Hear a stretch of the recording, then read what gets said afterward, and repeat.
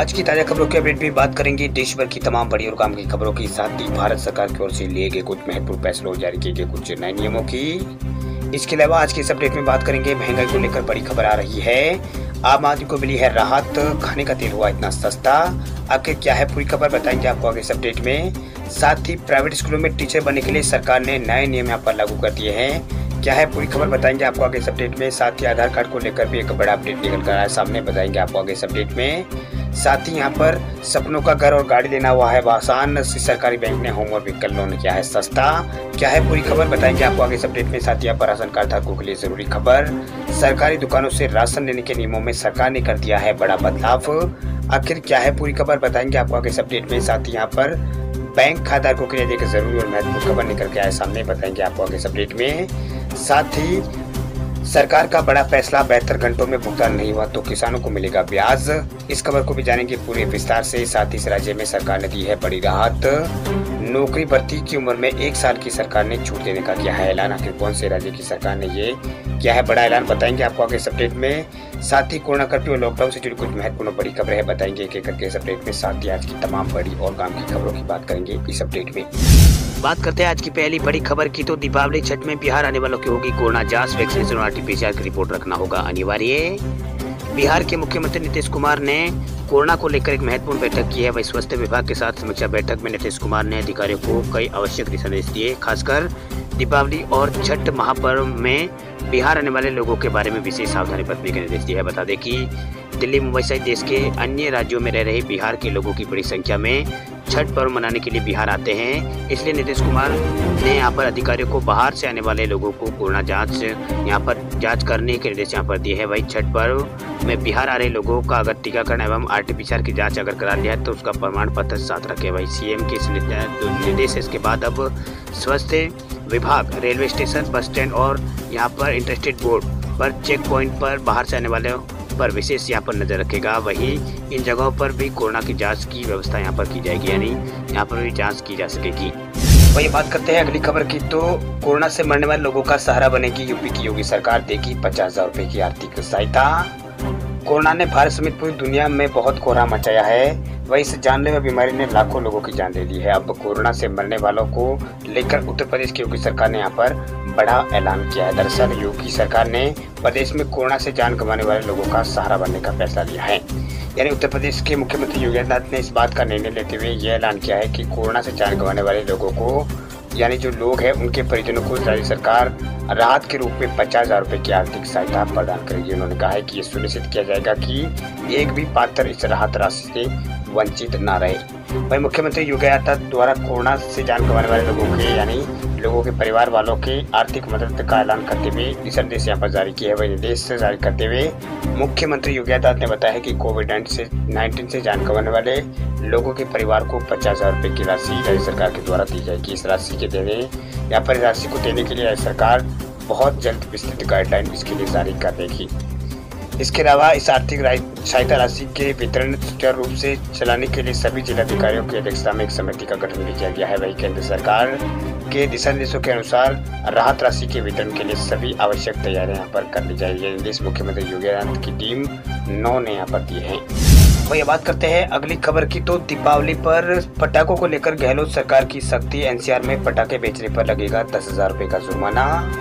राजस्थान में एनसीआर से जुड़े अलवर और भरतपुर जिले में आतिशबाजी को लेकर सरकार सख्त हो गई है। वही एनसीआर क्षेत्र में पटाखे बेचने और चलाने पर सरकार ने जुर्माने का प्रावधान किया है। वही एनसीआर में अगर कोई आतिशबाजी बेचता हुआ यहाँ पर मिला तो उसके ऊपर 10,000 रुपए का जुर्माना सरकार की ओर से लगाया जाएगा। वही कोई अगर चलाता हुआ देखने को यहाँ पर मिला तो उसको 2,000 रुपए जुर्माना उसको भी देना होगा। वही इसे लेकर गृह विभाग ने आदेश भी जारी कर दिए हैं। वही आदेशों के मुताबिक एनसीआर क्षेत्र में किसी भी तरह की आतिशबाजी बेचने वाले दुकानदार को 10,000 रुपए का यहाँ पर जुर्माना यानी उसे दंडित किया जाएगा। इसके अलावा पटाखे चलाते हुए पाए जाने वाले व्यक्ति पर भी 2,000 रुपए का जुर्माना लग जाएगा। दरअसल कोरोना संक्रमण की तीसरी लहर और सुप्रीम कोर्ट के दिशा निर्देशों के अनुसार रोगियों और जनता के स्वास्थ्य की रक्षा के लिए उपाय के रूप में राज्य के एनसीआर क्षेत्र में पटाखे बिक्री और इस्तेमाल पर प्रतिबंध लगाने का निर्णय गहलोत सरकार ने किया है। वही सरकार ने एनसीआर क्षेत्र को छोड़कर से सभी जिलों में ग्रीन पटाखे चलाने और बेचने की अनुमति दी है। आपको बता दें कि गहलोत सरकार ने शुक्रवार को एनसीआर क्षेत्र को छोड़कर प्रदेश में आतिशबाजी बेचने और चलाने के 1 अक्टूबर 2021 से लेकर 31 जनवरी 2022 तक लगी रोक को समाप्त करते हुए ग्रीन आतिशबाजी की अनुमति। चलिए बात कर लेते हैं अगले अपडेट की। तो आधार कार्ड को लेकर आया है बड़ा अपडेट। उदय ने ट्वीट करके दी है जानकारी। आधार कार्ड यूज करने वाले लोगों के लिए काम की खबर है। दरअसल उदय ने आधार कार्ड को लेकर एक बड़ा अपडेट दिया है। अब आधार कार्ड खो जाने पर आपको दिक्कत नहीं होगी। उदय ने अब यहाँ पर ऑनलाइन आधार कार्ड डाउनलोड करना यहाँ पर बहुत आसान कर दिया है। वे भारतीय विशिष्ट पहचान प्राधिकरण यानी उदय ने ये जानकारी दी है। इसके साथ ही एक सीधा लिंक भी यहाँ पर उदय ने शेयर किया है, जिस पर क्लिक कर आप आधार कार्ड को यहाँ पर डाउनलोड कर सकते हैं। वही उदय ने अपने आधिकारिक ट्विटर हैंडल से एक ट्वीट कर इस सुविधा की जानकारी दी है। वे आधार फिलहाल हमारी पहचान का सबसे महत्वपूर्ण दस्तावेज है। वही बैंक में काम हो या फिर सरकारी योजना का लाभ लेना हो, यहाँ फिर कोई दूसरे काम आधार की जरूरत पड़ती है। अब इसे आधार को साथ रखने या इससे संबंधित समस्या से निजात यहाँ पर पाया जा सकता है। वही आधार कार्ड को ऑनलाइन डाउनलोड करने के लिए सीधा यहाँ पर लिंक साझा करते हुए उदय ने यहाँ पर ट्वीट किया है कि आप अपना आधार कार्ड कहीं से भी यहाँ पर डाउनलोड कर सकते हैं। वही बात करते हैं अगली खबर की। तो सपनों का घर और गाड़ी लेना हुआ है वो और भी आसान। इस सरकारी बैंक ने होम और व्हीकल लोन किया है सस्ता। अगर आप भी घर लेने का यहाँ पर प्लान कर रहे हैं तो आपके लिए अच्छी खबर है, क्योंकि अब आपको सस्ते में होम लोन मिल सकता है। दरअसल सार्वजनिक क्षेत्र के बड़े बैंक ऑफ इंडिया ने अपने आवास ऋण में ब्याज दर में 0.35% की कटौती की, यानी अब आप कम ब्याज में अपने सपनों का घर ले सकते हैं। इतना ही नहीं, बैंक ने वाहन ऋण पर ब्याज दर को भी यहाँ पर 0.50% की कमी यहाँ पर लोन में की है। वही बैंक ने खुद यहाँ पर इसकी जानकारी दी है। बैंक की ओर से जारी बयान के अनुसार इस कटौती के बाद बैंक ऑफ इंडिया की आवास ऋण की जो दर है वो 6.5% से शुरू होगी। पहले ये 6.85% थी। वही बैंक के वाहन ऋण की ब्याज दर पहले 7.35% थी, अब घटकर 6.85% यहाँ पर कर दी गई है। वही बैंक ने आगे बताया है कि ये विशेष जो दर है वो 18 अक्टूबर 2021 से लेकर 31 दिसंबर 2021 तक लागू रहेगी। वे नए लोन या फिर लोन स्थानांतरण के लिए आवेदन करने वाले ग्राहकों को नई ब्याज दर का यहाँ पर लाभ मिलेगा। इसके ऊपर ये नई ब्याज दर लागू होगी। सबसे खास बात यह है कि इसके साथ ही बैंक ने 31 दिसंबर 2021 तक होम लोन और व्हीकल लोन पर प्रोसेसिंग जो फीस थी उसको भी यहाँ पर समाप्त कर दिया है। यानी अब बैंक की इस घोषणा के बाद घर और गाड़ी दोनों लेना आपके लिए काफी किफायती हो गया है। वही बात करते हैं अगले अपडेट की। तो राशन कार्ड धारकों के लिए जरूरी खबर। सरकारी दुकान से राशन लेने के नियम में हुआ है बड़ा बदलाव। राशन कार्ड धारकों के लिए एक जरूरी और बहुत बड़ी खबर है। दरअसल खाद्य एवं सार्वजनिक वितरण विभाग ने राशन कार्ड के नियमों में बड़ा बदलाव किया है। दरअसल विभाग ने सरकारी राशन की दुकान से राशन लेने वाले पात्र लोगों के लिए तय किए गए मानक में यहाँ पर बदलाव कर दिया। यानी नए मानक के प्रारूप जो है वो अभी सभी लगभग तैयार हो गए हैं। इस संबंध में राज्य सरकारों के साथ कई दौर की यहाँ पर बैठक भी हो चुकी है।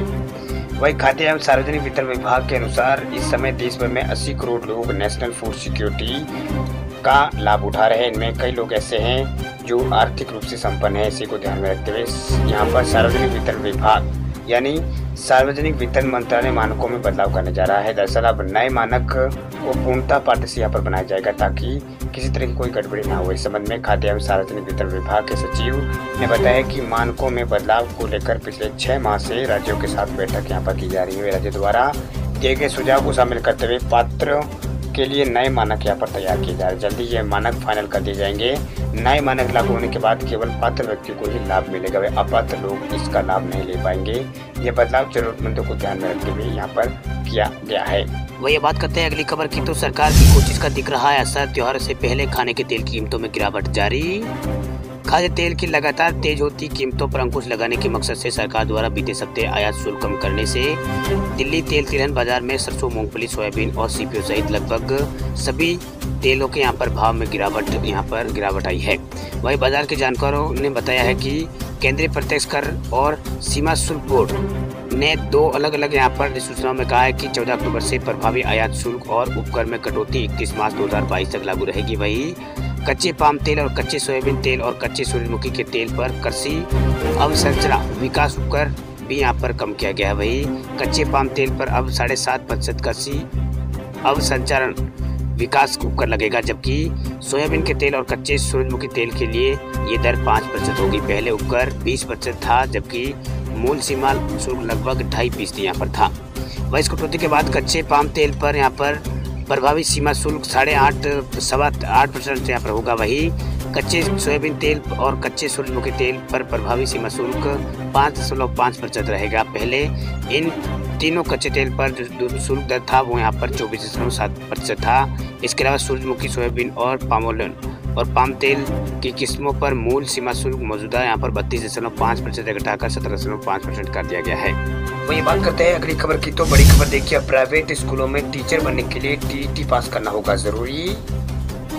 बिहार के प्राइवेट स्कूलों में टीचर बनने की अगर आप सोच रहे हैं तो बिहार के अभ्यर्थियों के लिए बड़ी खबर है। दरअसल सरकारी स्कूलों की तर्ज पर अब निजी स्कूलों में भी यहाँ पर शिक्षक बनने के लिए शिक्षक पात्रता परीक्षा यानी टीईटी की परीक्षा पास करना अनिवार्य होगा, क्योंकि टीईटी परीक्षाओं के अंक के साथ साक्षात्कार की व्यवस्था यहाँ पर लागू की जाएगी।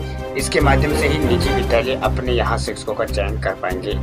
ये फैसला नई शिक्षा नीति 2020 के तहत यहाँ पर लिया जाएगा, क्योंकि नई शिक्षा नीति में केंद्र सरकार द्वारा ये प्रावधान किया गया है। वही मीडिया रिपोर्ट के मुताबिक बिहार में नई शिक्षा नीति को जमीन पर उतारने के लिए तेजी से काम किया जा रहा है। वही राज्य स्तर पर अपर मुख्य सचिव संजय कुमार की मौजूदगी में संपन्न हुई एक दिन की कार्यशाला में नई शिक्षा नीति का पाठ सभी जिला शिक्षा पदाधिकारियों और सभी क्षेत्रीय शिक्षा उप निदेशकों को पढ़ाया गया है। वही राष्ट्रीय शिक्षा नीति को लागू करने के लिए शिक्षा विभाग के निर्देश पर यहाँ पर बीईपी के एक रोड मैप यानी कुंजी यहाँ पर बनाया है। वह इस मैप में कहा गया है कि प्रदेश के सभी निजी स्कूलों में पढ़ाने के लिए टीईटी की जो परीक्षा है वो यहाँ पर अनिवार्य किया गया है, क्योंकि यहाँ पर आरटीआई के तहत 2015 से ही राज्य के सरकारी स्कूलों में अप्रशिक्षित शिक्षकों की नियुक्ति पर रोक यहाँ पर है। यहाँ पर अप्रशिक्षित शिक्षकों की नियुक्ति पर रोक है, उसके बाद यहाँ पर टीईटी की उत्तीर्णता को भी अब यहाँ पर आवश्यक कर दिया गया। साथ ही यहाँ पर एनसीटीई के सख्त रवैये के बाद बिहार समेत देश भर में 1 अप्रैल 2019 से केवल प्रशिक्षित को ही यहाँ पर बतौर शिक्षक रखने के नियम सभी सरकारी और निजी स्कूलों में शामिल कर दिया गया है। मतलब सभी सरकारी और निजी स्कूलों में शामिल है। वही बात करते हैं अगली खबर की। तो सरकारी नौकरी की तलाश करने वाले युवाओं के लिए खुशखबरी। गुजरात सरकार ने दी है नौकरी भर्ती के लिए उम्र में 1 साल की छूट। गुजरात सरकार ने कोरोना वायरस जनित महामारी के कारण रोजगार नहीं मिलने से 1 साल गंवाने वाले लोगों के लिए यानी युवाओं के लिए विभिन्न भर्तियों में अधिकतम आयु में 1 वर्ष की छूट देने का निर्णय लिया है। वे मुख्यमंत्री भूपेंद्र पटेल द्वारा मंत्रिमंडल में ये निर्णय लिया गया। वह आधिकारिक विज्ञप्ति में कहा गया है कि आयु सीमा में छूट का प्रावधान 1 सितंबर 2021 से 31 अगस्त 2022 तक लागू रहेगा। इसके अलावा गुजरात में स्कूलों में फिर से पढ़ाई शुरू होने को लेकर बात करें तो गुजरात में कोरोना वायरस संक्रमण के मामले यहाँ पर कम हो रहे हैं। इसको देखते हुए 2 सितंबर से कक्षा 6 से लगाकर 8वीं तक के स्कूलों को खोलने की अनुमति यहाँ पर सरकार की ओर से दी गई थी, लेकिन 12 अक्टूबर को गुजरात के जूनागढ़ जिले में एक सरकारी और प्राथमिक विद्यालय में 3 छात्र कोरोना वायरस से संक्रमित पाए गए, जिसके बाद 1 सप्ताह के लिए स्कूल बंद कर दिया गए थे। वही बात करते हैं अगली खबर की। तो 218 दिनों में पहली बार कोरोना के एक्टिव केस भारत में 2 लाख से कम। देश में 14,000 नए केस पिछले 24 घंटों में आए हैं सामने।